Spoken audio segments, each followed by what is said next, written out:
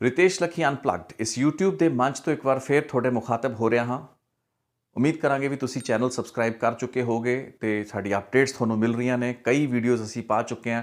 ਤੇ ਕਈ ਵੀਡੀਓਜ਼ ਆਉਣ ਵਾਲੇ ਦਿਨਾਂ 'ਚ ਹੋਰ ਪਾਵਾਂਗਾ। ਫੀਡਬੈਕ ਵੀ ਲਗਾਤਾਰ ਮਿਲ ਰਹੀ ਹੈ ਕੰਟੈਂਟ ਬਾਰੇ, ਇਸ ਕੰਟੈਂਟ ਨੂੰ ਡਿਲੀਵਰ ਕਰਨ ਦੇ ਅੰਦਾਜ਼ ਬਾਰੇ, ਲੋਕਾਂ ਦੇ ਕ੍ਰਿਟੀਕਲ ਕਮੈਂਟਸ, ਸ਼ਲਾਘਾ ਜਿਹੜੀ ਤੁਸੀਂ ਕਰ ਰਹੇ ਹੋ ਜਾਂ ਜਿਹੜੀ ਨੁਕਤਾਚੀਨੀ ਵੀ ਕੁਝ ਲੋਕਾਂ ਵੱਲੋਂ ਕੀਤੀ ਜਾ ਰਹੀ ਹੈ ਉਹ ਸਿਰ ਮੱਥੇ ਤੇ ਤੇ ਉਸ ਨੂੰ ਦੇਖਦਿਆਂ ਹੋਇਆਂ ਸਮਝਦਿਆਂ ਹੋਇਆਂ ਲਗਾਤਾਰ ਕੋਸ਼ਿਸ਼ ਇਹ ਰਹੇਗੀ ਵੀ ਦਰੁਸਤ ਕਰਦੇ ਰਹੀਏ ਆਪਣੇ ਤਰੀਕੇ ਨੂੰ, ਆਪਣੀ ਡਿਲੀਵਰੀ ਨੂੰ, ਤਾਂ ਕਿ ਮੈਸੇਜ ਸਿੱਧਾ ਸਰਲ ਤੇ ਸਪਸ਼ਟ ਤਰੀਕੇ ਨਾਲ ਤੁਹਾਡੇ ਤੱਕ ਪਹੁੰਚ ਸਕੇ। ਸੋ ਇਸੇ ਸੀਰੀਜ਼ ਵਿੱਚ ਅੱਜ ਇੱਕ ਹੋਰ ਵੀਡੀਓ ਤੇ ਇੱਕ ਹੋਰ ਰਿਪੋਰਟ ਲੈ ਕੇ ਹਾਜ਼ਰ ਹਾਂ ਤੇ ਅੱਜ ਗੱਲ ਕਰਾਂਗਾ ਪੰਜਾਬ ਦੇ ਵਿੱਚ ਮੌਜੂਦਾ ਸਿਆਸੀ ਮਾਹੌਲ ਦੀ, ਖਾਸ ਕਰਕੇ ਸੱਤਾਧਾਰੀ ਧਿਰ ਦੇ ਪੱਖੋਂ, ਯਾਨੀ ਕਿ ਕਾਂਗਰਸ ਪਾਰਟੀ ਜੋ ਕਿ ਸੱਤਾਧਾਰੀ ਪਾਰਟੀ ਹੈਗੀ ਹੈ। ਮੁੱਖ ਮੰਤਰੀ ਕੈਪਟਨ ਅਮਰਿੰਦਰ ਸਿੰਘ ਪਿਛਲੇ ਕਈ ਹਫ਼ਤਿਆਂ ਤੋਂ ਉਹਨਾਂ ਦੀ ਜਿਹੜੀ ਸਥਿਤੀ ਹੈ ਲਗਭਗ ਪਿਛਲੇ 1 ਮਹੀਨੇ ਤੋਂ ਡਾਵਾਡੋਲ ਨਜ਼ਰ ਆ ਰਹੀ ਹੈ। ਅਪ੍ਰੈਲ 9, 2021 ਦਾ ਉਹ ਬੇਅਦਬੀ ਦੇ ਮੁੱਦਿਆਂ ਦਾ ਫੈਸਲਾ, ਉਸ ਤੋਂ ਬਾਅਦ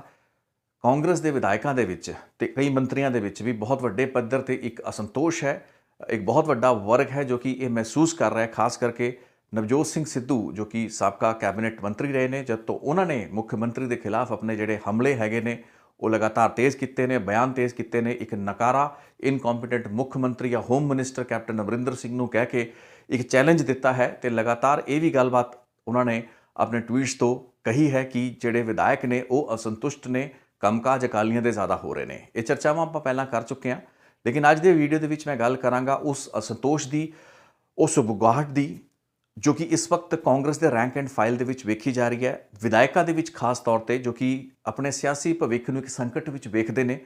ਮਾਝੇ, ਮਾਲਵੇ ਤੇ ਦੁਆਬੇ ਦੇ ਬਹੁਤ ਸੇ ਐਸੇ ਕਾਂਗਰਸ ਦੇ ਵਿਧਾਇਕ ਨੇ ਜੋ ਕਿ ਮਹਿਸੂਸ ਕਰਦੇ ਨੇ ਵੀ ਹੁਣ ਬੇਅਦਬੀਆਂ ਦਾ ਮੁੱਦਾ ਇਹਨਾਂ ਚੋਣਾਂ ਦੇ ਵਿੱਚ, ਯਾਨੀ ਕਿ ਆਉਣ ਵਾਲੀਆਂ 2022 ਦੀ ਅਸੈਂਬਲੀ ਚੋਣਾਂ ਦੇ ਵਿੱਚ ਵੀ ਇੱਕ ਅਹਿਮ ਮੁੱਦਾ ਬਣੇਗਾ। ਤੇ ਉਸ ਹਾਲਾਤ ਦੇ ਵਿੱਚ ਅਗਲੇ 6-7 ਮਹੀਨੇ ਦੀ ਸਰਕਾਰ ਦੀ ਕਾਰਗੁਜ਼ਾਰੀ ਜੇ ਪੁਖਤਾ ਤੇ ਠੋਸ ਨਹੀਂ ਹੁੰਦੀ ਤਾਂ ਲੋਕਾਂ ਦੇ ਸਾਹਮਣੇ, ਲੋਕਾਂ ਦੀ ਕਚਹਿਰੀ ਵਿੱਚ ਜਾ ਕੇ ਮੂੰਹ ਦਿਖਾਉਣਾ ਔਖਾ ਹੋਏਗਾ। ਸੋ ਨਵਜੋਤ ਸਿੰਘ ਸਿੱਧੂ ਦੀ ਇੱਕ ਬੈਂਡ ਵੈਗਨ ਹੈ ਜਿਸ ਨੂੰ ਕਿ ਉਹਨਾਂ ਦੇ ਹੀ ਜਿਹੜੇ ਹਮ ਖਿਆਲ ਕੁਝ ਵਿਧਾਇਕ ਹੈਗੇ ਨੇ, ਪ੍ਰਗਟ ਸਿੰਘ ਵਰਗੇ ਜਾਂ ਹੋਰ ਐਸੇ ਵਿਧਾਇਕ ਜੋ ਕਿ ਹੁਣ ਥੋੜੀ ਜੀ ਬਿਆਨਾਂ ਦੀ ਹਵਾ ਵੀ ਦੇ ਰਹੇ ਨੇ, ਜੋ ਕਿ ਪਹਿਲਾਂ ਵੀ ਗੱਲਾਂ ਬਾਤਾਂ ਹੁੰਦੀਆਂ ਆਏ ਨੇ। ਲੇਕਿਨ ਇਸ ਵਕਤ ਨਵਜੋਤ ਸਿੰਘ ਸਿੱਧੂ ਦੇ ਹਮਲੇ ਤਿੱਖੇ ਰਹੇ ਨੇ। ਕੈਪਟਨ ਅਮਰਿੰਦਰ ਦੇ ਸ਼ਬਦੀ ਵਾਰ ਜਾਂ ਉਹਨਾਂ ਦਾ ਜਿਹੜਾ ਪਲਟਵਾਰ ਹੈ ਉਹ ਵੀ ਸਿੱਧਾ ਤੇ ਸਪਾਟ ਰਿਹਾ ਹੈ। ਦੋਵੇਂ ਆਗੂਆਂ ਦੇ ਵਿੱਚ ਲੜਾਈ ਸਿੱਧੀ ਫਾਈਟ ਨਜ਼ਰ ਆ ਰਹੀ ਹੈ। ਲੇਕਿਨ ਅੱਜ ਅਸੀਂ ਗੱਲ ਇਹ ਦੋਵੇਂ ਲੀਡਰਾਂ ਦੀ ਨਹੀਂ ਕਰਨ ਜਾ ਰਹੇ। ਅੱਜ ਦੇ ਵੀਡੀਓ ਦੇ ਵਿੱਚ ਗੱਲ ਹੋਏਗੀ ਪੰਜਾਬ ਦੇ ਮੰਤਰੀਆਂ ਦੀ, ਕਿਉਂਕਿ 10 ਮਈ ਤੇ 12 ਮਈ ਨੂੰ 2 ਪ੍ਰੈਸ ਨੋਟਾਂ ਦੇ ਜ਼ਰੀਏ ਕੈਪਟਨ ਅਮਰਿੰਦਰ ਸਿੰਘ ਦੀ ਸਰਕਾਰ ਨੇ ਜਾਂ ਕਾਂਗਰਸ ਪਾਰਟੀ ਨੇ, ਕਿਉਂਕਿ ਉਹ ਜਿਹੜੇ ਪ੍ਰੈਸ ਨੋਟ ਸਨ ਉਹ ਪੰਜਾਬ ਪ੍ਰਦੇਸ਼ ਕਾਂਗਰਸ ਵੱਲੋਂ ਜਾਰੀ ਕੀਤੇ ਗਏ, ਉਸ ਦੇ ਵਿੱਚ ਤਕਰੀਬਨ 7 ਮੰਤਰੀਆਂ ਨੇ ਕੈਪਟਨ ਦੀ ਪਿੱਠ ਥਪਥਪਾਈ ਜਾਂ ਉਹਨਾਂ ਦੇ ਪਿੱਛੇ ਥਾਪੜਾ ਦਿੱਤਾ ਤੇ ਇਹ ਕਿਹਾ ਵੀ ਜਿਹੜੀ ਵੀ ਗੱਲਾਂ ਬਾਤਾਂ ਨਵਜੋਤ ਸਿੰਘ ਸਿੱਧੂ ਨੇ ਬਾਗੀ ਸੁਰ ਤਿਆਰ ਕਰਕੇ ਕੀਤੀਆਂ ਨੇ ਕੈਪਟਨ ਦੇ ਖਿਲਾਫ ਜਾਂ ਉਹਨਾਂ ਦੀ ਸਰਕਾਰ ਦੇ ਖਿਲਾਫ, ਉਹ ਗਲਤ ਨੇ। ਪਹਿਲੇ ਦਿਨ 3 ਮੰਤਰੀ ਆਏ, ਸੁੰਦਰ ਸ਼ਾਮ ਅਰੋੜਾ, ਬ੍ਰਹਮ ਮਹਿੰਦਰਾ ਤੇ ਸਾਧੂ ਸਿੰਘ ਧਰਮਸੋਤ, ਤੇ ਫਿਰ ਇੱਕ ਦਿਨ ਦਾ ਗੈਪ ਪਾ ਕੇ 4 ਹੋਰ ਮੰਤਰੀ ਵਿਜੇਂਦਰ ਸਿੰਗਲਾ, ਬਲਬੀਰ ਸਿੱਧੂ, ਗੁਰਪ੍ਰੀਤ ਕਾਂਗੜ ਤੇ ਭਰਤ ਭੂਸ਼ਣ ਆਸ਼ੂ। ਸੋ ਟੋਟਲ 7 ਮੰਤਰੀਆਂ ਦਾ ਜਿਹੜਾ ਬੈਕਅਪ ਜਾਂ ਜਿਹਨੂੰ ਕਹਿ ਸਕਦੇ ਆ ਹਿਮਾਇਤ ਮੁੱਖ ਮੰਤਰੀ ਨੂੰ ਆਪਣੀ ਇਸ ਡਿਫੈਂਸ ਦੇ ਵਿੱਚ ਮਿਲੀ, ਜੋ ਕਿ ਉਹ ਸ਼ਾਇਦ ਨਵਜੋਤ ਸਿੰਘ ਸਿੱਧੂ ਦੇ ਖਿਲਾਫ ਤਿਆਰ ਕਰਨਾ ਚਾਹੁੰਦੇ ਨੇ ਜਾਂ ਕਰ ਰਹੇ ਨੇ, ਕਿਉਂਕਿ ਬੈਕਡੋਰ ਤੇ ਬਹੁਤ ਕੰਮ ਹੋ ਰਿਹਾ ਹੈ। ਮੁੱਖ ਮੰਤਰੀ ਇੱਕ ਪਾਸੇ ਤਾਂ ਨਵਜੋਤ ਸਿੰਘ ਸਿੱਧੂ ਨੂੰ ਪਟਿਆਲੇ ਤੋਂ ਚੋਣ ਲੜਨ ਦੀ ਚੁਣੌਤੀ ਦਿੰਦੇ ਨਜ਼ਰ ਆਏ, ਲੇਕਿਨ ਅੰਦਰ ਖਾਤੇ ਜੋ ਵਿਧਾਇਕਾਂ ਦੇ ਵਿੱਚ ਉਗਾਹਟ ਸੀ ਉਸ ਤੋਂ ਕੈਪਟਨ ਅਮਰਿੰਦਰ ਸਿੰਘ ਪਰੇਸ਼ਾਨ ਸਨ ਤੇ ਉਹਨਾਂ ਨੇ ਆਪਣੇ ਪੁਰਾਣੇ ਘੋੜਿਆਂ ਨੂੰ ਇੱਕ ਵਾਰ ਦੁਬਾਰਾ ਖੋਲ੍ਹਿਆ। ਪਰਤਿੰਦਰ ਸਿੰਘ ਚਾਹਲ ਜੋ ਕਿ ਪਹਿਲਾਂ ਮੀਡੀਆ ਐਡਵਾਈਜ਼ਰ ਹੁੰਦੇ ਸਨ, ਹੁਣ ਐਡਵਾਈਜ਼ਰ ਨੇ। ਲਗਾਤਾਰ ਉਹਨਾਂ ਵੱਲੋਂ ਬੈਕਐਂਡ ਤੇ ਬਹੁਤ ਸੇ ਮੰਤਰੀਆਂ ਦੇ ਨਾਲ ਗੱਲਬਾਤ ਕੀਤੀ ਗਈ ਤੇ ਇਹ 7 ਮੰਤਰੀਆਂ ਨੂੰ ਅਮਰਿੰਦਰ ਸਿੰਘ ਦਾ ਖੇਮਾ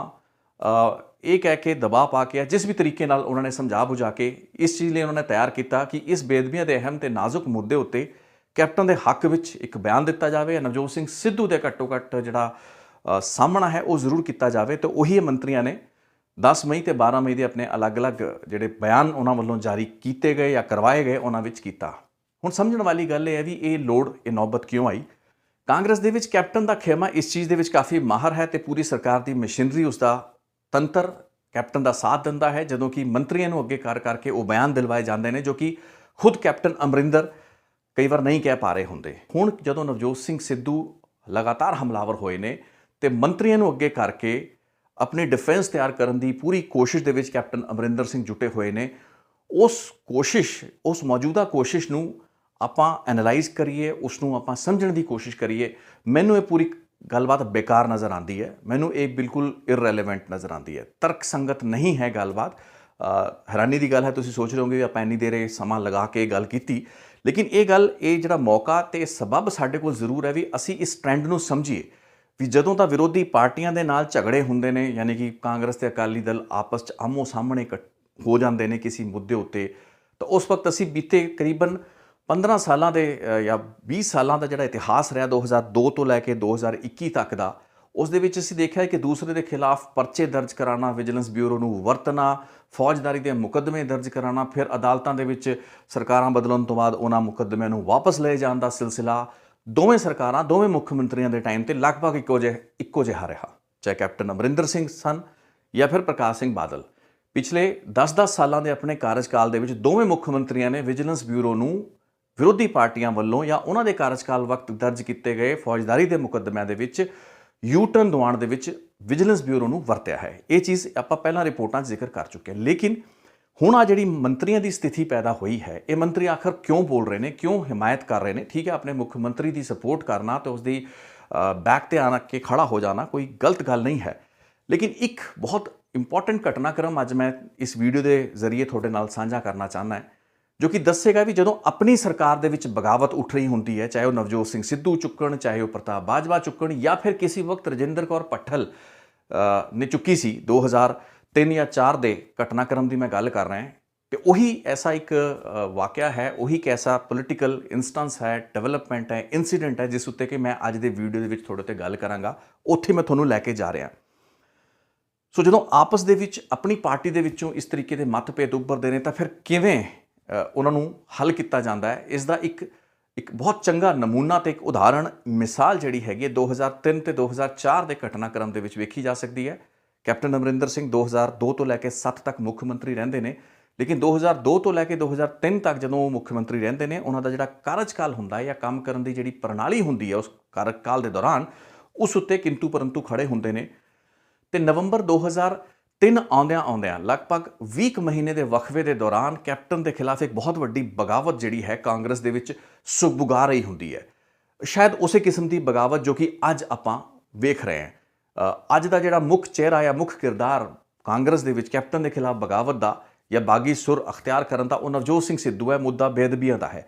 ਲੇਕਿਨ 2003 ਦੇ ਵਿੱਚ ਸਥਿਤੀ ਵੱਖਰੀ ਸੀ। ਉਸ ਵਕਤ ਇਹ ਬਾਗੀ ਚਿਹਰਾ ਸੀ ਰਜਿੰਦਰ ਕੌਰ ਭੱਠਲ, ਜੋ ਕਿ ਉਸ ਵਕਤ ਇੱਕ ਕੈਬਨਿਟ ਮੰਤਰੀ ਸਨ, ਖੇਤੀਬਾੜੀ ਮੰਤਰੀ ਸਨ,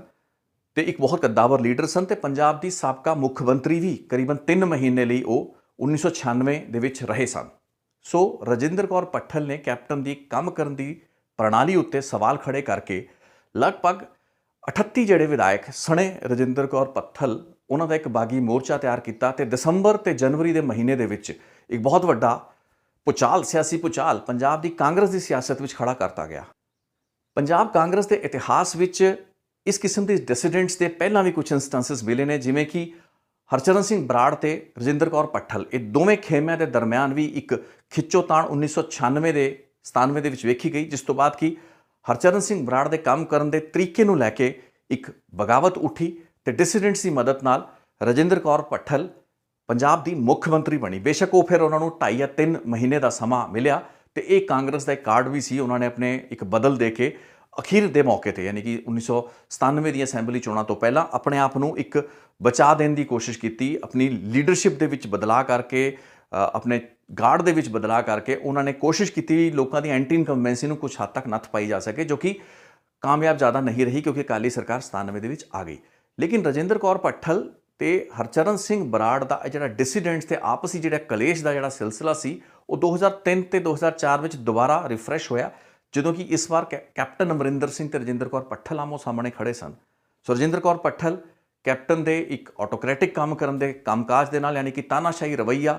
ਵਿਧਾਇਕਾਂ ਲਈ ਉਹਨਾਂ ਦੀ ਉਪਲਬਧਤਾ ਨਾ ਹੋਣਾ, ਕੰਮਕਾਜ ਦੇ ਵਿੱਚ ਆਪਣੇ ਸਲਾਹਕਾਰਾਂ ਨੂੰ, ਖਾਸ ਕਰਕੇ ਭਰਤਿੰਦਰ ਸਿੰਘ ਚਾਹਲ, ਉਸ ਵਕਤ ਦੇ ਜਿਹੜੇ ਸਕੱਤਰ ਉਹਨਾਂ ਦੇ ਹੋਇਆ ਕਰਦੇ ਸਨ, ਹੋਮ ਸੈਕਟਰੀ ਕੇ ਸਿਨਹਾ, ਇਹ ਸਾਰੇ ਲੋਕਾਂ ਦੇ ਇੱਕ ਕੁਣਬੇ ਦੇ ਵਿੱਚ ਜਾਂ ਇੱਕ ਗਲਬੇ ਦੇ ਵਿੱਚ ਮੁੱਖ ਮੰਤਰੀ ਖੁਦ ਬੰਦ ਸਨ, ਤੇ ਇਸ ਚੀਜ਼ ਨੂੰ ਉਹਨਾਂ ਦੇ ਵਿਰੋਧੀ ਖੇਮੇ ਦੇ ਵਿਧਾਇਕਾਂ ਨੇ, ਜਿਨ੍ਹਾਂ ਦੀ ਲੀਡਰ ਰਜਿੰਦਰ ਕੌਰ ਭੱਠਲ ਸੀ, ਉਹਨਾਂ ਨੇ ਬਹੁਤ ਵੱਡਾ ਇਸ਼ੂ ਬਣਾਇਆ। ਤਕਰੀਬਨ 8-10 ਦਿਨ ਇਹ ਜਿਹੜਾ ਮੋਰਚਾ ਦਿੱਲੀ ਦੇ ਵਿੱਚ ਲੱਗਾ। ਹਾਈ ਕਮਾਂਡ ਦੇ ਦਰਬਾਰ ਤੇ ਜਾ ਕੇ ਰਜਿੰਦਰ ਕੌਰ ਭੱਠਲ 37 ਹੋਰ ਵਿਧਾਇਕਾਂ ਦੇ ਨਾਲ। ਸੋ ਤਕਰੀਬਨ 65 ਦੇ ਵਿੱਚੋਂ ਲਗਭਗ 40 ਦੇ ਆਸ-ਪਾਸ ਐਸੇ ਵਿਧਾਇਕ ਸਨ ਜੋ ਕਿ ਉਸ ਵਕਤ ਬਾਗੀ ਹੋ ਚੁੱਕੇ ਸਨ ਜਾਂ ਰਜਿੰਦਰ ਕੌਰ ਭੱਠਲ ਦੇ ਨਾਲ ਖੜੇ ਹੋਣ ਦੀ ਗੱਲ ਕਰ ਰਹੇ ਸਨ। ਇੱਕ ਸ਼ੋ ਆਫ ਸਟਰੈਂਥ ਵੀ ਸੀ। ਉਹ ਇੱਕ ਐਸਾ ਮੌਕਾ ਸੀ ਜਦੋਂ ਕਿ ਵਿਧਾਇਕਾਂ ਨੂੰ ਫਰੀਦਾਬਾਦ ਦੇ ਸੂਰਜਕੁੰਡ ਰਿਜ਼ੋਰਟ 'ਚ ਵੀ ਰੱਖਿਆ ਗਿਆ। ਰਕਾਬਗੰਜ ਗੁਰਦੁਆਰਾ ਸਾਹਿਬ ਜਾ ਕੇ ਉਹਨਾਂ ਵਿਧਾਇਕਾਂ ਤੋਂ ਸਹੁੰ ਵੀ ਖਵਾਈਆਂ ਗਈਆਂ ਵੀ ਤੁਸੀਂ ਮੇਰੇ ਨਾਲ ਜਾਂ ਅਮਰਿੰਦਰ ਦੇ ਖਿਲਾਫ ਖੜੇ ਹੋ ਤੇ ਖੜੇ ਰਹਿਣਾ ਹੈ। ਸੋ ਇਸ ਕਿਸਮ ਦੀ ਬਗਾਵਤ 2003 ਦੇ ਵਿੱਚ ਨਵੰਬਰ ਦਸੰਬਰ ਦੇ ਵਿੱਚ ਵੇਖਣ ਨੂੰ ਮਿਲੀ ਤੇ ਜਨਵਰੀ 2004 ਆਉਂਦਿਆਂ ਇਹ ਜਿਹੜੀ ਬਗਾਵਤ ਸੀ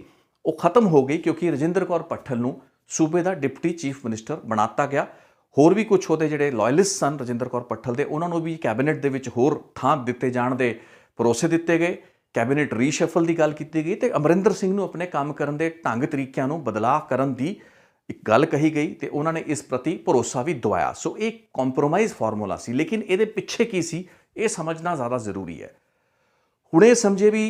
ਰਜਿੰਦਰ ਕੌਰ ਭੱਠਲ ਦੇ ਖਿਲਾਫ ਇੱਕ ਅਪਰਾਧਿਕ ਮਾਮਲਾ ਦਰਜ ਹੋਇਆ ਸੀਗਾ ਜੋ ਕਿ 20 ਲੱਖ ਰੁਪਏ ਦੇ ਗਬਨ ਦਾ ਮਾਮਲਾ ਸੀ। ਇੱਕ ਐਸਾ ਮਾਮਲਾ ਸੀ ਜੋ ਕਿ ਇੱਕ ਬਹੁਤ ਹੀ ਫ੍ਰਿਵਲਸ ਮਾਮਲਾ ਸੀ। ਇਹ ਕੋਈ ਜ਼ਿਆਦਾ ਵੱਡਾ ਤੇ ਸੀਰੀਅਸ ਕਰਪਸ਼ਨ ਦਾ ਐਲੀਗੇਸ਼ਨ ਨਹੀਂ ਸੀ, ਲੇਕਿਨ ਨੈਵਰਦਲੈਸ ਫਿਰ ਵੀ ਇੱਕ ਬਹੁਤ ਅਹਿਮ ਮਾਮਲਾ ਸਮਝਿਆ ਜਾ ਸਕਦਾ ਹੈ ਕਿਉਂਕਿ 1996 ਦੇ ਵਿੱਚ ਜਦੋਂ ਰਜਿੰਦਰ ਕੌਰ ਭੱਠਲ ਮਹਿਜ਼ 2.5 ਜਾਂ ਪੌਣੇ 3 ਮਹੀਨੇ ਲਈ ਸੂਬੇ ਦੀ ਮੁੱਖ ਮੰਤਰੀ ਰਹੇ ਸਨ ਤਾਂ ਉਹਨਾਂ ਨੇ 20 ਲੱਖ ਰੁਪਇਆ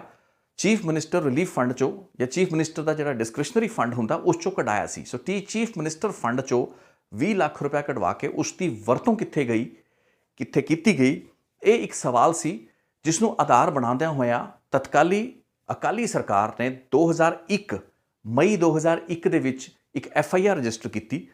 ਇਹ ਜਿਹੜੀ FIR ਬਠਿੰਡਾ ਦੇ ਇੱਕ ਵਕੀਲ ਹੋਇਆ ਕਰਦੇ ਸਨ ਬਲਵੰਤ ਸਿੰਘ ਢਿੱਲੋਂ, ਉਹ ਇੱਕ ਪਟੀਸ਼ਨਰ ਜਾਂ ਇੱਕ ਕੰਪਲੇਨੈਂਟ ਬਣੇ। ਉਹਨਾਂ ਨੇ ਮਾਮਲੇ ਨੂੰ ਅਦਾਲਤ ਦੇ ਵਿੱਚ ਪਾਇਆ। ਅਦਾਲਤ ਨੇ ਇਸ ਪੂਰੇ ਮਾਮਲੇ 'ਚ ਵਿਜੀਲੈਂਸ ਬਿਊਰੋ ਦੀ ਜਾਂਚ ਦੇ ਆਰਡਰ ਦਿੱਤੇ ਤੇ ਵਿਜੀਲੈਂਸ ਬਿਊਰੋ ਨੇ ਆਪਣੀ ਜਾਂਚ ਮੁਕੰਮਲ ਕਰਕੇ ਰਜਿੰਦਰ ਕੌਰ ਭੱਠਲ ਦੇ ਖਿਲਾਫ ਇੱਕ ਚਲਾਨ ਪੇਸ਼ ਕੀਤਾ। ਹੁਣ ਸਮਝਣ ਵਾਲੀ ਗੱਲ ਹੈ ਵੀ 2001 ਤੇ 2002 ਦੇ ਵਿੱਚ ਫਰਕ ਸੀ। ਅਕਾਲੀ ਸਰਕਾਰ ਦੇ ਵਕਤ ਇਹ FIR ਦਰਜ ਹੁੰਦੀ ਹੈ, ਉਹ ਵੀ ਕੋਰਟ ਦੇ ਇਸ਼ਾਰੇ ਦੇ ਉੱਤੇ, ਬਠਿੰਡਾ ਦੀ ਅਦਾਲਤ ਦੇ ਇਸ਼ਾਰੇ ਉੱਤੇ ਜਾਂ ਉਹਨਾਂ ਦੇ ਹੁਕਮਾਂ ਦੇ ਤਹਿਤ। ਲੇਕਿਨ ਜਦੋਂ 2002 ਆਉਂਦਾ ਹੈ ਉਸ ਵਕਤ ਕੈਪਟਨ ਅਮਰਿੰਦਰ ਸਿੰਘ ਤੇ ਕਾਂਗਰਸ ਦੀ ਸਰਕਾਰ ਆ ਜਾਂਦੀ ਹੈ ਤੇ ਰਜਿੰਦਰ ਕੌਰ ਭੱਠਲ ਸੂਬੇ ਦੀ ਐਗਰੀਕਲਚਰ ਯਾਨੀ ਕਿ ਖੇਤੀਬਾੜੀ ਮੰਤਰੀ ਬਣ ਜਾਂਦੇ ਨੇ। ਲੇਕਿਨ ਲਗਭਗ 20 ਮਹੀਨੇ ਬੀਤਣ ਤੋਂ ਬਾਅਦ ਨਵੰਬਰ ਦੇ ਮਹੀਨੇ ਦੇ ਵਿੱਚ 26 ਨਵੰਬਰ 2003 ਦਾ ਦਿਨ ਹੁੰਦਾ ਜਦੋਂ ਕਿ ਬਠਿੰਡਾ ਦੀ ਅਦਾਲਤ ਵਿੱਚੋਂ ਇਸ ਚਲਾਨ ਨੂੰ ਡਿਫੈਕਟਿਵ ਕਹਿ ਕੇ ਵਾਪਸ ਲੈ ਲਿਆ ਜਾਂਦਾ ਤੇ ਚਲਾਨ ਨੂੰ ਇੱਕ ਤਰੀਕੇ ਨਾਲ ਵਿਜੀਲੈਂਸ ਬਿਊਰੋ ਵਾਪਸ ਲੈ ਲੈਂਦੀ ਹੈ। 2 ਦਿਨ ਬਾਅਦ ਇਸੀ ਚਲਾਨ ਨੂੰ, ਇਸੀ ਚਾਰਜਸ਼ੀਟ ਨੂੰ ਚੰਡੀਗੜ੍ਹ ਦੀ ਵਿਸ਼ੇਸ਼ ਅਦਾਲਤ ਦੇ ਵਿੱਚ ਫਾਈਲ ਕਰਤਾ ਜਾਂਦਾ ਹੈ। ਸੋ ਇੱਕ ਬਹੁਤ ਵੱਡਾ ਇੱਕ ਬਦਲਾਅ ਹੁੰਦਾ ਹੈ। ਲੇਕਿਨ ਉਸ ਵਕਤ ਕਿਉਂਕਿ ਸਰਕਾਰ ਕਾਂਗਰਸ ਦੀ ਹੁੰਦੀ ਹੈ, ਰਜਿੰਦਰ ਕੌਰ ਭੱਠਲ ਇੱਕ ਐਗਰੀਕਲਚਰ ਮਿਨਿਸਟਰ ਹੁੰਦੇ ਨੇ ਤੇ ਕੈਪਟਨ ਅਮਰਿੰਦਰ ਸਿੰਘ ਦੇ ਕੰਮਕਾਜ ਦੇ ਤਰੀਕਿਆਂ ਜਾਂ ਢੰਗ ਤਰੀਕਿਆਂ, ਉਹਨਾਂ ਦੇ ਰਵੱਈਏ ਵਤੀਰੇ ਨੂੰ ਲੈ ਕੇ ਇੱਕ ਬਹੁਤ ਵੱਡਾ ਅਸੰਤੋਸ਼ ਜਿਹੜਾ ਹੈ ਕਾਂਗਰਸ ਦੇ ਖੇਮਿਆਂ ਦੇ ਵਿੱਚ ਚੱਲ ਰਿਹਾ ਹੁੰਦਾ ਹੈ। ਸੋ 2003 ਦੀ ਉਹ ਘਟਨਾ 28 ਨਵੰਬਰ 2003 ਨੂੰ ਉਹ ਚਲਾਨ ਦਾ ਚੰਡੀਗੜ੍ਹ ਦੀ ਇੱਕ ਸਪੈਸ਼ਲ ਅਦਾਲਤ ਦੇ ਵਿੱਚ ਫਾਈਲ ਕੀਤਾ ਜਾਣਾ ਇੱਕ ਸਬਬ ਵੀ ਪ੍ਰਦਾਨ ਕਰਦਾ ਤੇ ਆਪਾਂ ਇਹ ਸਮਝ ਲਈਏ ਵੀ ਇਹੀ ਉਹ ਸਮਾਂ ਹੁੰਦਾ ਜਦੋਂ ਕਿ ਰਜਿੰਦਰ ਕੌਰ ਭੱਠਲ ਆਪਣੇ ਉਹਨਾਂ ਬਾਗੀ ਵਿਧਾਇਕਾਂ ਦੇ ਨਾਲ ਦਿੱਲੀ ਦਾ ਰੁਖ ਕਰਦੇ ਨੇ। ਹੁਣ ਇਹ ਚੀਜ਼ ਇੱਕ ਇਤਫਾਕ ਸੀ ਜਾਂ ਇਸ ਚੀਜ਼ ਨੂੰ ਇੱਕ ਸੋਚੀ ਸਮਝੀ ਇੱਕ ਵਿਉਂਤਬੰਦੀ ਕਿਹਾ ਜਾਵੇ ਜਾਂ ਫਿਰ ਇਸ ਦੇ ਪਿੱਛੇ ਇੱਕ ਅਮਰਿੰਦਰ ਸਿੰਘ ਜਾਂ ਰਜਿੰਦਰ ਕੌਰ ਭੱਠਲ ਦੀ ਸੋਚੀ ਸਮਝੀਆਂ ਪਲੈਨਿੰਗਾਂ ਜਾਂ ਮੈਨੂਵਰਿੰਗ ਸਨ। ਇਹ ਚੀਜ਼ ਤੁਹਾਡੇ ਤੇ ਮੈਂ ਛੱਡ ਦਿੰਦਾ ਕਿਉਂਕਿ ਇਸ ਚੀਜ਼ ਦੇ ਬਾਰੇ ਕੋਈ ਕਮੈਂਟ ਨਹੀਂ ਮੈਂ ਕਰਨਾ ਚਾਹਾਂਗਾ ਕਿਉਂਕਿ ਮੈਂ ਤਾਂ ਤੁਹਾਨੂੰ ਇੱਕ ਇਤਿਹਾਸ ਦੀ ਇੱਕ ਟਾਈਮਲਾਈਨ ਦੱਸ ਰਿਹਾ। ਨਵੰਬਰ 2003 ਦੇ ਵਿੱਚ ਇਸ ਚਲਾਨ ਦੇ ਫਾਈਲ ਹੋਣ ਤੋਂ ਕੁਝ ਦਿਨ ਬਾਅਦ ਹੀ ਕਾਂਗਰਸ ਦੀ ਪੂਰੀ ਲੀਡਰਸ਼ਿਪ ਦਿੱਲੀ ਦੇ ਵਿੱਚ ਮੌਜੂਦ ਹੁੰਦੀ ਹੈ ਤੇ ਦਿੱਲੀ ਦੇ ਵਿੱਚ ਜਿਹੜਾ ਬਾਗੀ ਖੇਮਾ ਹੁੰਦਾ ਹੈ ਰਜਿੰਦਰ ਕੌਰ ਭੱਠਲ ਦਾ, ਉਹ ਬਹੁਤ ਹੀ ਮਜ਼ਬੂਤ ਹੁੰਦਾ ਹੈ। 10 ਦਸੰਬਰ 2003 ਨੂੰ ਇਹ ਫੈਸਲਾ ਆਉਂਦਾ ਅਦਾਲਤ ਦਾ ਵੀ 18 ਦਸੰਬਰ ਨੂੰ ਭੱਠਲ ਦੇ ਖਿਲਾਫ ਇਸ ਮਾਮਲੇ ਦੇ ਵਿੱਚ ਚਾਰजेस ਜਿਹੜੇ ਹੈਗੇ ਨੇ ਉਹਨਾਂ ਨੂੰ ਫਰੇਮ ਕੀਤਾ ਜਾਏਗਾ। ਇੱਕ ਬਹੁਤ ਅਹਿਮ ਨੁਕਤਾ ਹੁੰਦਾ ਹੈ ਕਿਉਂਕਿ ਅਦਾਲਤ ਵੱਲੋਂ ਚਾਰਜ ਫਰੇਮ ਕਰਨਾ, ਚਲਾਨ ਫਾਈਲ ਆਲਰੇਡੀ ਵਿਜੀਲੈਂਸ ਬਿਊਰੋ ਕਰ ਚੁੱਕਾ ਹੁੰਦਾ ਲੇਕਿਨ ਚਲਾਨ ਤੋਂ ਬਾਅਦ ਚਾਰजेस ਫਰੇਮ ਹੋਣੇ ਬਹੁਤ ਸੀਰੀਅਸ ਇਸ਼ੂ ਹੁੰਦਾ ਹੈ। ਲੇਕਿਨ ਇਹੀ ਮੌਕਾ ਹੁੰਦਾ ਜਦੋਂ ਭੱਠਲ ਤੇ ਉਸਦੇ ਬਾਗੀਆਂ ਨੇ ਦਿੱਲੀ ਦੇ ਵਿੱਚ ਮੋਰਚਾ ਪੂਰਾ ਖੋਲ ਰੱਖਿਆ ਹੁੰਦਾ ਹੈ ਤੇ ਉਹ ਮੋਰਚਾ ਅੱਗੇ ਵੱਧਦਾ ਹੈ। ਜਿਹੜੇ ਚਲਾਨ ਹੈਗੇ ਨੇ, ਜਿਹੜੇ ਚਾਰजेस ਹੈਗੇ ਨੇ, ਉਹਨਾਂ ਨੂੰ ਫਰੇਮ ਕਰਨ ਤੋਂ ਪਹਿਲਾਂ ਇਹ ਮੋਰਚੇ ਨੂੰ ਅਸੀਂ ਹੋਰ ਸਿਖਰ ਤੇ ਪਹੁੰਚਦਿਆਂ ਹੋਇਆਂ ਵੇਖਦੇ। ਬਹਰਹਾਲ 18 ਦਸੰਬਰ ਨੂੰ ਚਾਰजेस ਫਰੇਮ ਨਹੀਂ ਹੁੰਦੇ ਤੇ ਮਾਮਲੇ ਦੇ ਵਿੱਚ ਕੁਝ ਅਗਲੀਆਂ ਤਰੀਕਾਂ ਲੱਗਦੇ ਜਨਵਰੀ ਆ ਜਾਂਦਾ ਹੈ ਤੇ ਇਸ ਦੌਰਾਨ ਉਹ ਜਿਹੜਾ ਦਬਾਅ ਭੱਠਲ ਤੇ ਉਹਨਾਂ ਦੇ ਖੇਮੇ ਨੇ ਕੈਪਟਨ ਅਮਰਿੰਦਰ ਸਿੰਘ ਉੱਤੇ ਬਣਾਇਆ ਹੁੰਦਾ ਹੈ ਉਹਨਾਂ ਦੇ ਕੰਮ ਕਾਜ ਕਰਨ ਦੇ ਢੰਗ ਤਰੀਕਿਆਂ ਨੂੰ ਲੈ ਕੇ, ਉਸ ਦੇ ਵਿੱਚ ਬਹੁਤ ਵੱਡੀ ਕਾਮਯਾਬੀ ਭੱਠਲ ਦੇ ਖੇਮੇ ਨੂੰ ਮਿਲਦੀ ਹੈ ਤੇ ਖੁਦ ਰਜਿੰਦਰ ਕੌਰ ਭੱਠਲ ਉਸ ਪੂਰੇ ਸਿਆਸੀ ਘੋਲ ਵਿੱਚੋਂ, ਇਸ ਬਗਾਵਤ ਦੇ ਸਿਆਸੀ ਚੱਕਰਵਿਊਹ ਵਿੱਚੋਂ ਇੱਕ ਡਿਪਟੀ ਚੀਫ ਮਿਨਿਸਟਰ ਬਣ ਕੇ ਉੱਭਰਦੇ ਨੇ ਉਹਨਾਂ ਨੂੰ ਡਿਪਟੀ ਚੀਫ ਮਿਨਿਸਟਰ ਜਨਵਰੀ ਲਗਭਗ ਜਨਵਰੀ 5 ਤੇ 6 2004 ਕੁਝ ਦਿਨਾਂ ਬਾਅਦ ਉਹਨਾਂ ਨੂੰ ਡਿਪਟੀ ਸੀਐਮ ਬਣਾਤਾ ਜਾਂਦਾ ਤੇ ਪੰਜਾਬ ਦੇ ਡਿਪਟੀ ਸੀਐਮ ਬਣਨ ਤੋਂ ਬਾਅਦ ਆਪਣੇ ਹੋਰ ਲੀਡਰਾਂ ਲਈ ਵਿਧਾਇਕਾਂ ਲਈ ਕੁਝ ਹੋਰ ਕੈਬਨਿਟ ਦੇ ਵਿੱਚ ਥਾਵਾਂ ਲੈਣ ਤੋਂ ਬਾਅਦ ਰਜਿੰਦਰ ਕੌਰ ਭੱਠਲ ਇਸ ਮੋਰਚੇ ਨੂੰ ਖਤਮ ਕਰਕੇ ਵਾਪਸ ਪੰਜਾਬ ਪਰਤਦੇ ਨੇ। ਲੇਕਿਨ ਇਸ ਦੌਰਾਨ ਜਿਹੜੀ ਅਦਾਲਤ ਦੀ ਕਾਰਵਾਈ ਆ ਉਹ ਅੱਗੇ ਵਧ ਰਹੀ ਹੁੰਦੀ ਹੈ ਤੇ ਇਸ ਮਾਮਲੇ ਦੇ ਵਿੱਚ ਅਗਲੇ ਮਹੀਨੇ ਫਰਵਰੀ ਦੇ ਵਿੱਚ ਚਾਰਜਿਸ ਜਿਹੜੇ ਹੈਗੇ ਨੇ ਚੰਡੀਗੜ੍ਹ ਦੀ ਵਿਸ਼ੇਸ਼ ਅਦਾਲਤ ਵੱਲੋਂ ਭੱਠਲ ਦੇ ਖਿਲਾਫ ਫਰੇਮ ਕਰਤੇ ਜਾਂਦੇ ਨੇ। ਹੁਣ ਇੱਕ ਬਹੁਤ ਵੱਡੀ ਸੈਟਬੈਕ ਹੁੰਦੀ ਹੈ, ਲੇਕਿਨ ਇਹ ਸਮਝਿਆ ਜਾ ਰਿਹਾ ਹੁੰਦਾ ਤੇ ਪਿੱਛੇ ਦੀ ਜਿਹੜੇ ਘਟਨਾਕ੍ਰਮ ਇਹ ਹੁੰਦਾ ਹੈ ਵੀ ਇਸੀ ਕੰਪਰੋਮਾਈਜ਼ ਫਾਰਮੂਲੇ ਦੇ ਤਹਿਤ ਅਮਰਿੰਦਰ ਸਿੰਘ ਤੇ ਰਜਿੰਦਰ ਕੌਰ ਭੱਠਲ ਜਿਨ੍ਹਾਂ ਦੇ ਵਿੱਚ ਕਿ ਇਹ ਇੱਕ ਦੂਸਰੇ ਨੂੰ ਲੈ ਕੇ ਬੇਵਿਸ਼ਵਾਸੀ ਹੁੰਦੀ ਹੈ, ਖਾਸ ਕਰਕੇ ਭੱਠਲ ਦੇ ਮਨ ਦੇ ਵਿੱਚ ਉਹ ਸਮਝ ਰਹੇ ਹੁੰਦੇ ਨੇ ਵੀ ਬਾਦਲਾਂ ਦੇ ਵਕਤ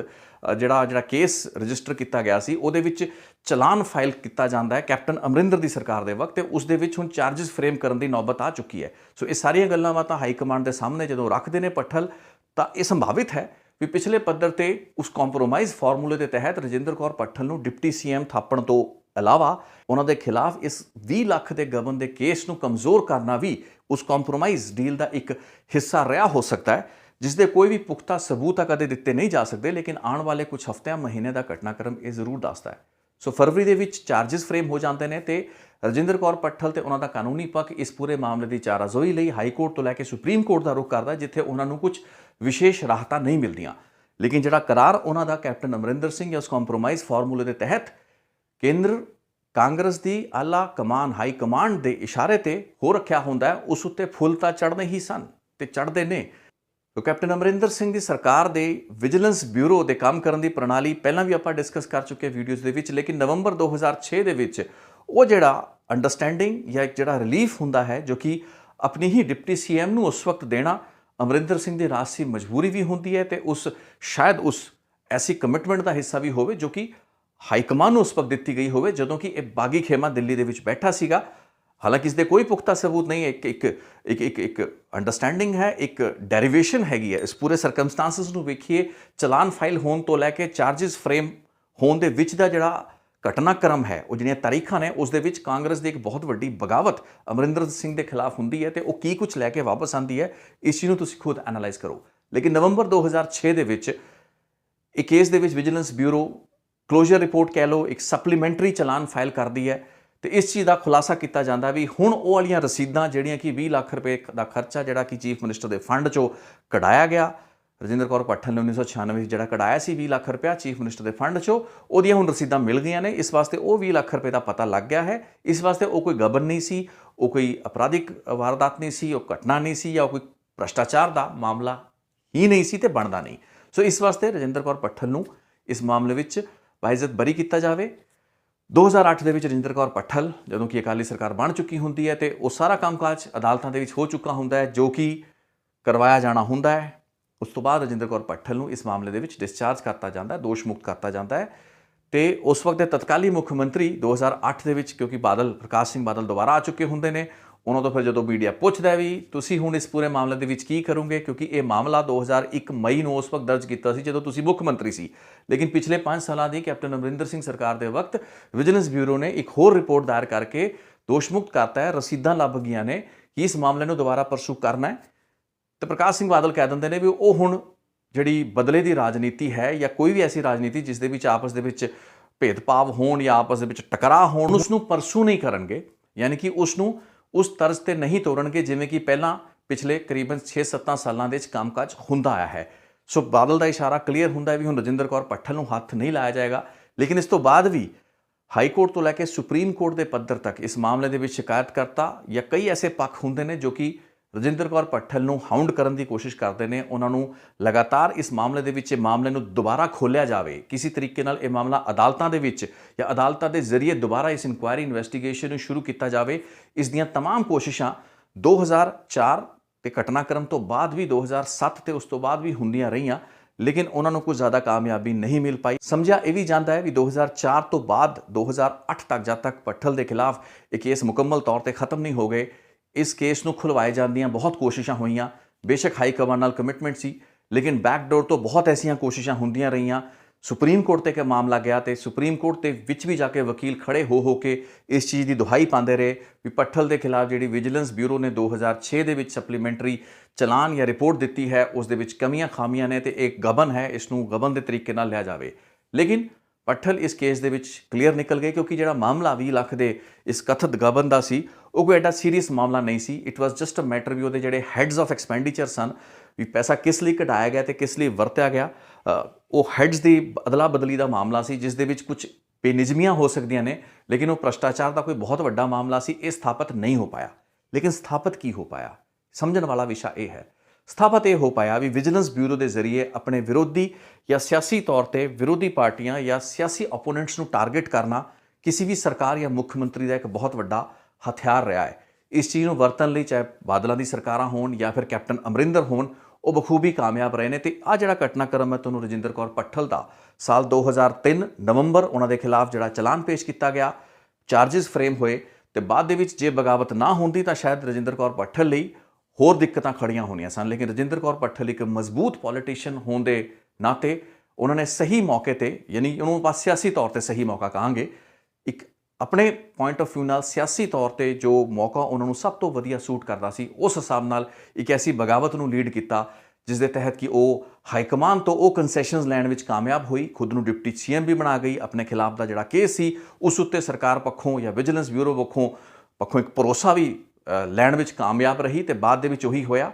ਅਦਾਲਤਾਂ ਦੇ ਵਿੱਚ ਵਿਜੀਲੈਂਸ ਬਿਊਰੋ ਦਾ ਲਗਭਗ ਉਵੇਂ ਦਾ ਹੀ ਯੂ ਟਰਨ ਜਿਵੇਂ ਪਹਿਲਾਂ ਦੇ ਹੋਰ ਅਸੀਂ ਮਾਮਲਿਆਂ ਦੇ ਵਿੱਚ ਵੇਖਿਆ ਹੈ। ਲੇਕਿਨ ਇਸ ਪੂਰੀ ਘਟਨਾਕ੍ਰਮ ਨੂੰ ਅੱਜ ਦੇ ਘਟਨਾਕ੍ਰਮ ਨਾਲ ਜੋੜ ਕੇ ਕਿਵੇਂ ਵੇਖਿਆ ਜਾ ਸਕਦਾ ਹੈ? ਹੁਣ ਸਵਾਲ ਇਹ ਹੈ, $1 ਮਿਲੀਅਨ ਕੁਐਸਚਨ ਹੈ। ਹੁਣ ਸਵਾਲ ਇਹ ਖੜਾ ਹੁੰਦਾ ਵੀ ਲਗਭਗ 4.5 ਸਾਲ ਜਿਹੜੇ ਮੰਤਰੀ ਮਲਾਈਦਾਰ ਮਹਿਕਮਿਆਂ ਦੇ ਵਿੱਚ ਕਾਬਜ਼ ਰਹੇ ਤੇ ਉਹਨਾਂ ਦੇ ਕਾਰਜਕਾਲ ਦੇ ਦੌਰਾਨ ਉਹਨਾਂ ਦੇ ਮਿਨਿਸਟਰੀਆਂ ਦੇ ਵਿੱਚ ਐਸੇ ਬਹੁਤ ਸੇ ਕੰਮ ਹੋਏ ਜਿਨ੍ਹਾਂ ਦੇ ਵਿੱਚ ਕਈ ਕਿਸਮ ਦੇ ਦੂਸ਼ਣ ਵੀ ਲੱਗੇ, ਇਲਜ਼ਾਮਬਾਜ਼ੀਆਂ ਵੀ ਹੋਈਆਂ, ਕਈ ਥਾਵਾਂ ਤੇ ਵਿਜੀਲੈਂਸ ਦੀਆਂ ਇਨਕੁਆਇਰੀਆਂ ਵੀ ਹੋਈਆਂ ਜਾਂ ਡਿਪਾਰਟਮੈਂਟਲ ਇਨਕੁਆਇਰੀਆਂ ਹੋਈਆਂ, ਜਾਂ ਫਿਰ ਐਸੇ ਬਹੁਤ ਸੇ ਕੇਸਿਸ ਲਾਈਵ ਵਾਇਰ ਜਿਨ੍ਹਾਂ ਨੂੰ ਕੇਸ ਕਹਿੰਦੇ ਆ ਜਿੱਥੇ ਕਿ ਇਹ ਇਨਕੁਆਇਰੀਆਂ ਜੇ ਨਹੀਂ ਹੋਈਆਂ ਤਾਂ ਹੋ ਸਕਦੀਆਂ ਨੇ। ਸੋ ਇੱਕ ਐਸਾ ਆਰਮ ਟਵਿਸਟਿੰਗ ਸਟਿਕ ਹੈਗੀ ਹੈ ਜਾਂ ਇਹਨੂੰ ਕਹਦੇ ਕਿ ਢੰਗ ਤਰੀਕਾ ਹੈ ਜੋ ਕਿ ਹਮੇਸ਼ਾ ਹੀ ਸਰਕਾਰਾਂ ਦੇ ਹੱਥ ਰਹਿੰਦਾ ਜਾਂ ਮੁੱਖ ਮੰਤਰੀ ਦੇ ਹੱਥ ਰਹਿੰਦਾ ਹੈ। ਸਭ ਤੋਂ ਇੰਪੋਰਟੈਂਟ ਗੱਲ ਜਿਹੜੀ ਇਸ ਨੁਕਤੇ ਚੋਂ ਨਿਕਲਦੀ ਵੀ 3 ਐਸੇ ਮੰਤਰੀ ਨੇ ਜਿਸ ਦੇ ਵਿੱਚ ਕਿ ਸੁਖਜਿੰਦਰ ਰੰਧਾਵਾ, ਤ੍ਰਿਪਤ ਬਾਜਵਾ ਤੇ ਸੁਖਵਿੰਦਰ ਸਰਕਾਰੀਆ, ਇਹ 3 ਮੰਤਰੀ ਨੇ ਜੋ ਕਿ ਖਾਸਮ ਖਾਸ ਰਹੇ ਹੈਗੇ ਨੇ ਕੈਪਟਨ ਅਮਰਿੰਦਰ ਸਿੰਘ ਦੇ। ਤੇ ਹਰ ਕਮੇਟੀ ਜਾਂ ਬਣਨ ਵਾਲੀ ਸਬ ਕਮੇਟੀ ਕਿਸੇ ਵੀ ਅਹਿਮ ਮੁੱਦੇ ਉੱਤੇ, ਕਿਸੇ ਵੀ ਅਹਿਮ ਵਿਵਾਦ ਉੱਤੇ, ਕਿਸੇ ਵੀ ਅਹਿਮ ਮਸਲੇ ਉੱਤੇ, ਮਾਈਨਿੰਗ ਤੋਂ ਲੈ ਕੇ ਬੇਅਦਬੀਆਂ ਦੇ ਮਾਮਲੇ ਦੇ ਵਿੱਚ ਇਹ 3 ਮੰਤਰੀਆਂ ਦੀ ਸਬ ਕਮੇਟੀਆਂ ਬਣਦੀਆਂ ਸੀ। ਸਭ ਤੋਂ ਜ਼ਿਆਦਾ ਤਰਜੀਹ ਤੇ ਪਹਿਲਾਂ ਦੇ ਜੇ ਕੈਪਟਨ ਅਮਰਿੰਦਰ ਸਿੰਘ ਦੇ ਆਪਾਂ ਬਿਆਨ ਜਾਂ ਪੰਜਾਬ ਪ੍ਰਦੇਸ਼ ਕਾਂਗਰਸ ਦੇ ਬਿਆਨ ਕੱਢ ਕੇ ਦੇਖ ਲਈਏ ਤਾਂ ਇਹ ਮੰਤਰੀ ਹਮੇਸ਼ਾ ਕੈਪਟਨ ਦੇ ਪਿੱਛੇ ਖੜੇ ਹੋਏ ਨਜ਼ਰ ਆਉਂਦੇ ਸਨ। ਲੇਕਿਨ ਇਸ ਮਾਮਲੇ ਦੇ ਵਿੱਚ ਬੇਅਦਬੀਆਂ ਦੇ ਮੁੱਦੇ ਦੇ ਵਿੱਚ ਇਹ ਤਿੰਨੋਂ ਮੰਤਰੀ ਨਦਾਰਦ ਹੈਗੇ ਨੇ। ਇਹਨਾਂ ਦਾ ਕੋਈ ਬਿਆਨ ਅਸੀਂ ਨਹੀਂ ਦੇਖਿਆ, ਉਲਟਾ ਜੋ ਇਹ ਮੀਟਿੰਗਾਂ ਕਰ ਰਹੇ ਨੇ, ਕਲੋਜ਼ ਡੋਰ ਮੀਟਿੰਗਾਂ ਬੈਕਐਂਡ ਤੇ ਜੋ ਹੋ ਰਹੀਆਂ ਨੇ ਉਹ ਅਮਰਿੰਦਰ ਸਿੰਘ ਦੇ ਖੇਮੇ ਦੇ ਖਿਲਾਫ ਹੀ ਜਾਂਦੀਆਂ ਨਜ਼ਰ ਆ ਰਹੀਆਂ ਨੇ। ਸੋ ਉਹ ਮੰਤਰੀ ਜੋ ਕਿ ਬਲੂ ਆਈਡ ਮੰਤਰੀ ਸਨ ਕੈਪਟਨ ਅਮਰਿੰਦਰ ਸਿੰਘ ਦੇ, ਜੋ ਕਿ ਹਰ ਕੈਬਨਿਟ ਸਬ ਕਮੇਟੀ ਦਾ ਹਿੱਸਾ ਹੁੰਦੇ ਸਨ, ਜੋ ਕਿ ਅਮਰਿੰਦਰ ਦੇ ਮੋਢੇ ਦੇ ਨਾਲ ਮੋਢਾ ਲਾ ਕੇ ਹਮੇਸ਼ਾ ਹੀ ਰਹੇ ਨੇ ਤੇ ਹਰ ਬਿਆਨ ਠੋਕਣ ਦੇ ਵਿੱਚ ਸਭ ਤੋਂ ਮੋਹਰੀ ਹੁੰਦੇ ਸਨ, ਅੱਜ ਬੇਅਦਬੀਆਂ ਦੇ ਮੁੱਦਿਆਂ ਤੇ ਉਹ ਮੰਤਰੀ 3 ਪਿੱਛੇ ਨਜ਼ਰ ਆ ਰਹੇ ਨੇ। ਤੇ ਹੋਰ 7 ਮੰਤਰੀ ਐਸੇ ਪਿਛਲੇ ਲਗਭਗ 4-5 ਦਿਨਾਂ 'ਚ ਅਸੀਂ ਉਹਨਾਂ ਦੇ ਬਿਆਨ ਸੁਣੇ ਨੇ, ਦੇਖੇ ਨੇ, ਜੋ ਕਿ ਅੱਗੇ ਆ ਰਹੇ ਨੇ। ਤੇ ਉਹ ਐਸੇ ਮੰਤਰੀ ਨੇ ਜਿਨ੍ਹਾਂ ਦੇ ਖਿਲਾਫ ਕੁਛ ਨਾ ਕੁਛ ਦੂਸ਼ਣ ਐਸੇ ਲੱਗਦੇ ਰਹੇ ਹੈਗੇ ਨੇ। ਚਾਹੇ ਆਪਾਂ ਭਰਤ ਭੂਸ਼ਣ ਆਸ਼ੂ ਦੀ ਗੱਲ ਕਰ ਲਈਏ, ਉਹਨਾਂ ਦੇ ਖਿਲਾਫ ਕਿਸ ਕਿਸਮ ਦੀ ਗੱਲਾਂ ਬਾਤਾਂ ਜਿਹੜੇ ਮੁਅੱਤਲ ਡੀਐਸਪੀ ਸੇਖੋਂ ਹੈਗੀਆਂ ਉਹਨਾਂ ਵੱਲੋਂ ਕੀਤੀਆਂ ਗਈਆਂ ਹੈਗੀਆਂ ਨੇ, ਕਿਸ ਕਿਸਮ ਦੇ ਕਪੜਿਆਂ ਦੀ ਗੱਲਬਾਤ ਹੈਗੀ ਹੈ। ਇੱਕ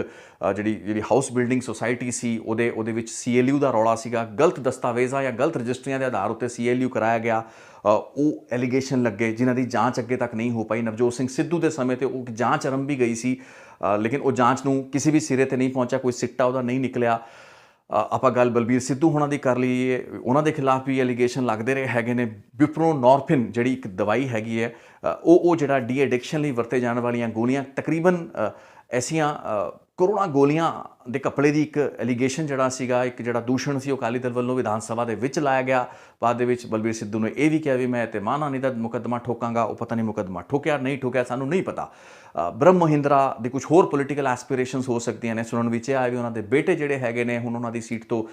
ਇਲੈਕਸ਼ਨ ਲੜ ਰਹੇ ਨੇ ਤੇ ਆਪਣੇ ਬੇਟੇ ਨੂੰ ਉਹਨਾਂ ਨੇ ਭਵਿੱਖ ਦੇ ਵਿੱਚ ਅੱਗੇ ਕਰਨਾ ਹੈ। ਸਾਧੂ ਸਿੰਘ ਧਰਮਸੋਤ ਪੋਸਟ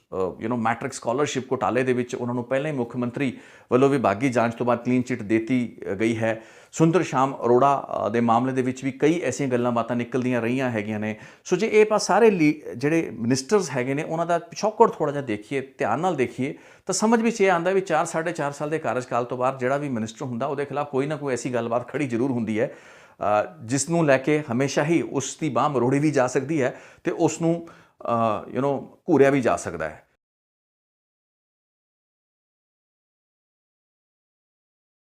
ਹੁਣ ਇਹ ਜਿਹੜੇ ਬਿਆਨ ਮੰਤਰੀਆਂ ਵੱਲੋਂ ਛੱਡੇ ਗਏ ਨੇ, ਦਿੱਤੇ ਗਏ ਨੇ ਜਾਂ ਦਵਾਏ ਗਏ ਨੇ ਪੰਜਾਬ ਕਾਂਗਰਸ ਦੇ ਪ੍ਰੈਸ ਨੋਟਾਂ ਦੇ ਮਾਧਿਅਮ ਤੋਂ, ਉਹਨਾਂ ਦੀ ਅਸਲੀਅਤ ਕੀ ਹੈਗੀ ਹੈ, ਪਿੱਛੇ ਕੀ ਮੁਫਾਦ ਹੈਗੇ ਨੇ ਜਾਂ ਕੀ ਕਾਰਨ ਹੈਗੇ ਨੇ, ਕਿੰਨੀ ਕਨਵਿਕਸ਼ਨ ਇਹਨਾਂ ਨੇਤਾਵਾਂ ਜਾਂ ਮੰਤਰੀਆਂ ਦੇ ਵਿੱਚ। ਕਿਉਂਕਿ ਮੈਂ ਇਹਨਾਂ ਸੱਤੋਂ ਮੰਤਰੀਆਂ ਜਿੰਨੇ ਵੀ ਮੰਤਰੀਆਂ ਨੇ ਬਿਆਨ ਦਿੱਤੇ ਨੇ, ਬੇਅਦਬੀ ਦੇ ਮੁੱਦਿਆਂ 'ਤੇ ਘੱਟੋ ਘੱਟ ਇਹ ਮੰਤਰੀਆਂ ਵੱਲੋਂ ਕੋਈ ਐਸੀ ਸਕਰੀਏ ਬਿਆਨਬਾਜ਼ੀ ਦੇਖੀ ਨਹੀਂ। ਐਕਟਿਵ ਲੈਵਲ 'ਤੇ ਇਹ ਲੋਕਾਂ ਨੇ ਨਾ ਤਾਂ ਉਹ ਰੁਚੀ ਜਾਂ ਦਿਲਚਸਪੀ ਦਿਖਾਈ ਹੈ,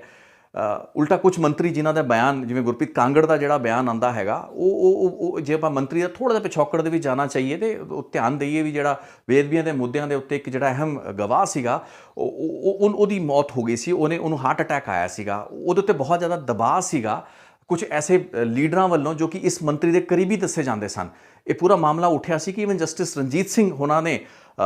ਵੀ ਇਸ ਚੀਜ਼ ਦੀ ਇੱਕ ਚਿੱਠੀ ਮੁੱਖ ਮੰਤਰੀ ਨੂੰ ਉਸ ਵਕਤ ਲਿਖੀ ਸੀ। ਸੋ ਇਹ ਉਹ ਮੰਤਰੀ ਜਿਹੜੇ 7 ਬਿਆਨ ਦੇ ਰਹੇ ਹੈਗੇ ਨੇ, ਇਹ ਉਹ ਮੰਤਰੀ ਹੈਗੇ ਨੇ ਜਿਨ੍ਹਾਂ ਦਾ ਬੇਅਦਬੀਆਂ ਦੇ ਮੁੱਦਿਆਂ ਨਾਲ ਕੋਈ ਲਾਗਾ ਦੇਗਾ ਨਹੀਂ, ਅਤੇ ਐਟ ਬੈਸਟ ਜੇ ਇਹਨਾਂ ਨੇ ਕੋਈ ਰੋਲ ਪਲੇ ਕੀਤਾ ਹੋਵੇ ਉਹ ਬੇਅਦਬੀਆਂ ਦੇ ਨਾਲ ਜੁੜੇ ਹੋਏ ਮੁੱਦਿਆਂ ਦੀ ਇਨਵੈਸਟੀਗੇਸ਼ਨ ਜਾਂ ਉਹਦੇ ਪ੍ਰਤੀ ਘੱਟੋ ਘੱਟ ਬਿਆਨਬਾਜ਼ੀ ਦੇ ਪੱਖੋਂ ਹੀ ਇਸ ਮੁੱਦੇ ਨੂੰ ਅਲਾਈਵ ਰੱਖਣ ਲਈ, ਉਹ ਵੀ ਮੈਨੂੰ ਨਜ਼ਰ ਨਹੀਂ ਆਉਂਦਾ। ਤਾਂ ਉਸ ਹਾਲਾਤ ਦੇ ਵਿੱਚ ਇਸ ਕਿਸਮ ਦੇ ਮੰਤਰੀਆਂ ਦਾ ਸਿਰਫ ਮੁੱਖ ਮੰਤਰੀ ਦੀ ਪਿੱਠ ਪਿੱਛੇ ਆ ਕੇ ਖੜੇ ਹੋ ਜਾਣਾ, ਇਸ ਵਾਸਤੇ ਵੀ ਨਵਜੋਤ ਸਿੰਘ ਸਿੱਧੂ ਨੂੰ ਟਾਰਗੇਟ ਕਰਨਾ, ਇਹ ਬਹੁਤ ਹੀ ਵਿਚਿੱਤਰ ਜੀ ਗੱਲ ਹੈ। ਲੇਕਿਨ ਸਿਆਸਤ ਦੇ ਵਿੱਚ ਵਿਚਿੱਤਰ ਨਹੀਂ ਹੈ ਬਿਲਕੁਲ। ਆਪਾਂ ਪਹਿਲਾਂ ਵੀ ਪਿਛਲੇ ਘਟਨਾਕ੍ਰਮ ਤੋਂ ਆਪਾਂ ਸਮਝਣ ਦੀ ਕੋਸ਼ਿਸ਼ ਕਰੀਏ ਵੀ ਜਦੋਂ ਇੱਕ ਰਜਿੰਦਰ ਕੌਰ ਭੱਠਲ ਜਾਂ ਈਵਨ ਪ੍ਰਤਾਪ ਬਾਜਵੇ ਵਰਗੇ ਜਿਹੜੇ ਲੀਡਰ ਜੋ ਕਿ 2002 ਤੋਂ ਲੈ ਕੇ 7 ਦੇ ਵਿੱਚ ਕੈਪਟਨ ਵਜ਼ਾਰਤ ਦੇ ਵਿੱਚ ਮੰਤਰੀ ਸਨ, ਇਹ ਸਭ ਦੇ ਖਿਲਾਫ ਵੀ ਐਸੇ ਮਾਮਲੇ ਗਾਹੇ ਬਗਾਹੇ ਚੁੱਕ ਲਏ ਜਾਂਦੇ ਸੀ, ਖੜੇ ਕਰ ਲਏ ਜਾਂਦੇ ਸੀਗੇ, ਉਹਨਾਂ ਦੇ ਵਿੱਚ ਐਕਟਿਵ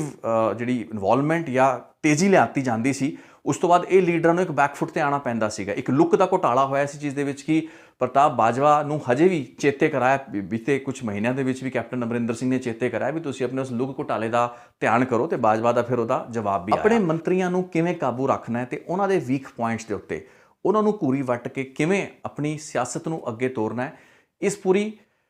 ਕਾਰਜ ਪ੍ਰਣਾਲੀ ਦੇ ਵਿੱਚ ਮੁੱਖ ਮੰਤਰੀ ਕੈਪਟਨ ਅਮਰਿੰਦਰ ਸਿੰਘ ਇੱਕ ਬਹੁਤ ਵੱਡਾ ਬਾਗੀ ਜਿਹੜਾ ਮੋਰਚਾ ਸੀ ਉਸ ਨੂੰ ਪਹਿਲਾਂ ਹੀ 2003 ਤੇ 4 ਦੇ ਵਿੱਚ ਡੀਲ ਕਰ ਚੁੱਕੇ ਨੇ। ਬਹੁਤ ਹੀ ਬਖੂਬੀ ਢੰਗ ਨਾਲ ਉਹਨਾਂ ਨੇ ਆਪਣੇ ਖਿਲਾਫ ਇਕੱਠੀ ਹੋਈ ਬਗਾਵਤ ਨੂੰ ਠੱਲ ਵੀ ਪਾਈ, ਅਤੇ ਲਗਭਗ 38 ਜਿਹੜੇ ਵਿਧਾਇਕ ਰਜਿੰਦਰ ਕੌਰ ਭੱਠਲ ਦੇ ਨਾਲ ਦਿੱਲੀ ਜਾ ਕੇ ਬਹਿ ਗਏ ਸੀ, ਉਹਨਾਂ ਨੂੰ ਠੰਡਾ ਕਰਕੇ ਵਾਪਸ ਲਿਆ ਕੇ ਆਪਣੀ ਸਰਕਾਰ ਦਾ ਪੂਰਾ ਟਰਮ ਜਿਹੜੀ ਹੈ ਉਸ ਨੂੰ ਲੰਘਾਇਆ। ਸਮੇਂ-ਸਮੇਂ ਦੇ ਹਾਕਮ ਅਤੇ ਸਰਕਾਰਾਂ, ਖਾਸ ਕਰਕੇ ਉਹ ਲੋਕ ਜੋ ਕਿ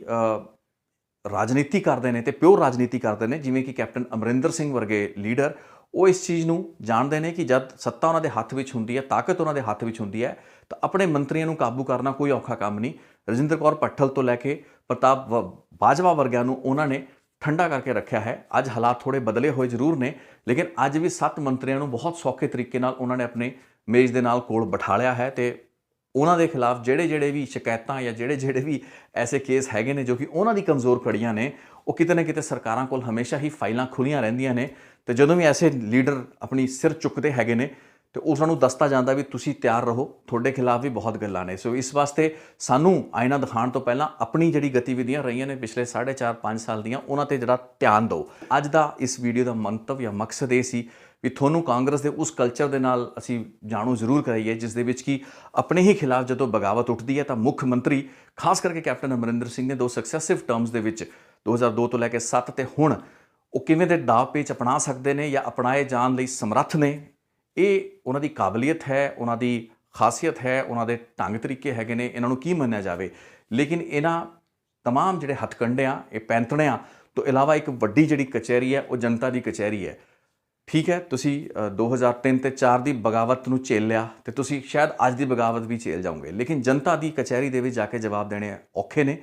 ਤੇ ਸਾਡੀ ਕੋਸ਼ਿਸ਼ ਇਹਨਾਂ ਵੀਡੀਓਜ਼ ਜਾਂ ਇਹਨਾਂ ਰਿਪੋਰਟਸ ਦੇ ਜ਼ਰੀਏ ਇਹੀ ਹੈ ਵੀ ਅਸੀਂ ਜਨਤਾ ਨੂੰ ਯਾਦ ਜ਼ਰੂਰ ਕਰਾਉਂਦੇ ਰਹੀਏ ਵੀ ਜਿਹੜੇ ਤੁਸੀਂ ਪੈਂਤੜੇ ਜਾਂ ਜਿਹੜੇ ਚੋਚਲੇ ਕਰ ਰਹੇ ਹੋ ਸਿਆਸੀ ਮੰਤਵਾਂ ਜਾਂ ਸਿਆਸੀ ਆਪਣੇ ਹਿੱਤਾਂ ਨੂੰ ਪੂਰਨ ਲਈ, ਉਹ ਤੁਹਾਡੀ ਸਿਆਸੀ ਹਿੱਤਾਂ ਨੂੰ ਹੀ ਪੂਰ ਸਕਦੇ ਨੇ, ਲੋਕਾਂ ਨੂੰ ਸੰਤੁਸ਼ਟ ਨਹੀਂ ਕਰ ਸਕਦੇ, ਜੋ ਕਿ ਘੱਟੋ ਘੱਟ ਬੇਅਦਬੀਆਂ ਵਰਗੇ ਇਸ ਅਹਿਮ ਤੇ ਬਹੁਤ ਹੀ ਨਾਜ਼ੁਕ ਮੁੱਦੇ ਉੱਤੇ ਹੁਣ ਜ਼ਿਆਦਾ ਬਕਵਾਸ ਸੁਣਨ ਦੇ ਮੂਡ ਦੇ ਵਿੱਚ ਨਹੀਂ ਹੈਗੇ ਨੇ, ਜਾਂ ਇਸ ਕਿਸਮ ਦੀ ਜਿਹੜੀ ਪੈਂਤੜੇਬਾਜ਼ੀ ਹੈ उसनूं झੱਲਣ ਦੇ ਮੂਡ ਦੇ ਵਿੱਚ ਨਹੀਂ ਹੈ। ਆਲਰੇਡੀ ਬਹੁਤ ਦੇਰ ਹੋ ਚੁੱਕੀ ਹੈ। ਅਗਲੇ 3-4 ਮਹੀਨੇ ਦੀ ਕਾਰਵਾਈ ਬਹੁਤ ਹੀ ਸੰਜੀਦਾ ਹੋ ਕੇ, ਗੰਭੀਰ ਹੋ ਕੇ ਤੇ ਨਿਰਪੱਖ ਹੋ ਕੇ ਕਰਨੀ ਪਏਗੀ ਤੇ ਉਸ ਦੇ ਬਾਅਦ ਆਪਣਾ ਸਟੈਂਡ ਵੀ ਬਹੁਤ ਬੇਬਾਕੀ ਦੇ ਨਾਲ ਲੋਕਾਂ ਦੇ ਸਾਹਮਣੇ ਲਿਜਾਣਾ ਪਏਗਾ। ਫਿਰ ਉਸ ਦੀ ਕੋਈ ਵੀ ਸਿਆਸੀ ਕੀਮਤ ਕੈਪਟਨ ਅਮਰਿੰਦਰ ਸਿੰਘ ਜਾਂ ਉਹਨਾਂ ਦੀ ਸਰਕਾਰ ਨੂੰ ਕਿਉਂ ਨਾ ਚੁਕਾਣੀ ਪਵੇ। ਜੇ ਨੀਅਤ ਉਹਨਾਂ ਦੀ ਇਹੋ ਜਿਹੀ ਨਹੀਂ ਹੈਗੀ ਆ ਤਾਂ ਫਿਰ ਉਹ ਭੁੱਲ ਜਾਣ ਵੀ ਪੰਜਾਬ ਦੀ ਜਨਤਾ ਉਹਨਾਂ ਦੇ ਵਿੱਚ ਭਰੋਸਾ ਜਾਂ ਵਿਸ਼ਵਾਸ ਜਤਾਏਗੀ। 2002 ਦੀ ਅਸੈਂਬਲੀ ਚੋਣਾਂ ਬਹੁਤ ਇੱਕ ਛੋਟਾ ਜਿਹਾ ਇੱਕ ਵਿਊ ਹੈ, ਇੱਕ ਬਹੁਤ ਛੋਟੀ ਰੇਂਜ ਹੈ। ਅਸੀਂ ਬਹੁਤ ਵੱਡੀ ਰਾਜਨੀਤੀ ਜਾਂ ਬਹੁਤ ਵੱਡੇ ਇੱਕ ਰਾਜਨੀਤਿਕ ਸਿਆਸੀ ਕਲਚਰ ਦੀ ਗੱਲ ਕਰਨਾ ਚਾਹੁੰਦੇ ਹਾਂ। ਅਸੀਂ ਉਸ ਕਿਰਦਾਰ ਦੀ, ਸਿਆਸੀ ਕਿਰਦਾਰ ਦੀ ਗੱਲ ਕਰਨਾ ਚਾਹੁੰਦੇ ਹਾਂ ਜੋ ਕਿ ਹੋਣਾ ਚਾਹੀਦਾ ਲੀਡਰਾਂ ਦਾ।